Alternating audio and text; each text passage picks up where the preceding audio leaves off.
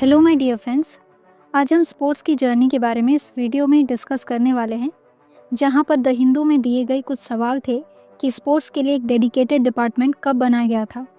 1980 से 2000 में global sports ecosystem के बढ़ने के बावजूद भारत की स्पोर्ट्स पॉलिसी इनएक्टिव क्यों रही। उसके बाद पूछा गया है कि पिछले दशकों में इंडियन एथलीट्स का परफॉर्मेंस कैसा रहा और क्या भारत के पास ओलंपिक को होस्ट करने का कोई भी चांस है। तो इन्हीं सब क्वेश्चंस पर हम आज कुछ डिस्कशंस करेंगे। चलिए देखिए, 1947 के बाद स्पोर्ट्स का क्या हाल हुआ। तो ब्रिटिश राज के बाद भारत का जो फोकस था वो गरीबी, स्वास्थ्य और शिक्षा पर रहा। लेकिन फिर भी भारत ने 1951 में न्यू दिल्ली में फर्स्ट एशियन गेम्स होस्ट किया। उसके बाद 1954 में सरकार ने स्पोर्ट्स में टॉप एथलीट्स को फाइनेंस करने के लिए AICS यानी all India council of sports की स्थापना की। लेकिन फिर इसका रिजल्ट ये रहा कि फाइनेंशियल सपोर्ट की कमी की वजह से एथलीट्स इंटरनेशनल कॉम्पिटिशन्स को मिस कर गए।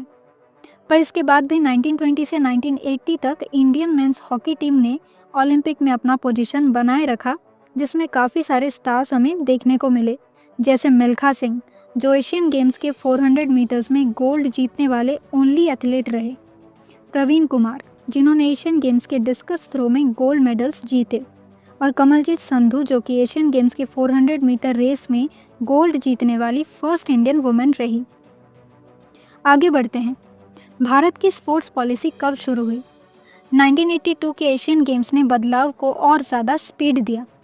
1984 में भारत ने फर्स्ट नेशनल स्पोर्ट्स पॉलिसी को रिवील किया, जिसका उद्देश्य ये था कि इंफ्रास्ट्रक्चर में सुधार, पब्लिक पार्टिसिपेशन को प्रमोट करना और स्पोर्ट्स में अपना स्टैंडर्ड हाई रखना।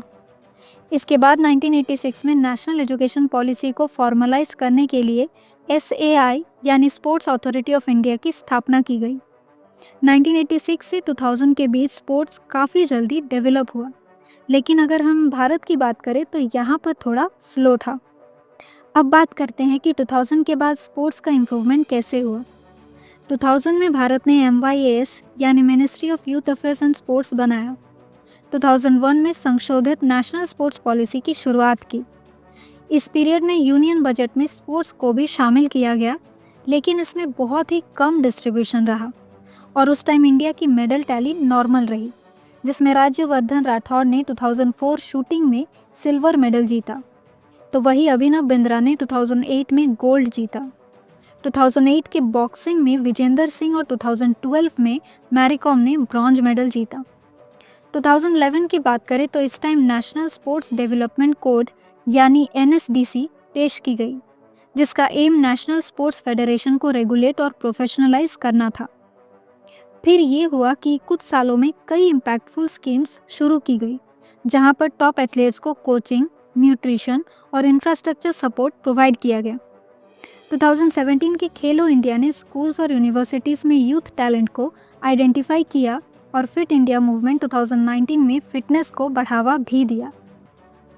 अब हमारा आखिरी सवाल ये है कि क्या भारत ओलंपिक्स को होस्ट कर सकता है। तो आपको बता दें कि भारत ने 2036 ओलंपिक्स को होस्ट करने का जो स्पीड है उस पर काफ़ी ज़्यादा फोकस किया हुआ है। काफ़ी टाइम से इस पर डिस्कशंस भी किए जा रहे हैं। अब देखना ये होगा कि आगे क्या होने वाला है। तो इसी के साथ हमारी वीडियो यहीं पर ख़त्म होती है। आगे ऐसे ही न्यूज़ अपडेट्स के लिए हमारे चैनल को सब्सक्राइब और वीडियो को लाइक शेयर ज़रूर करें।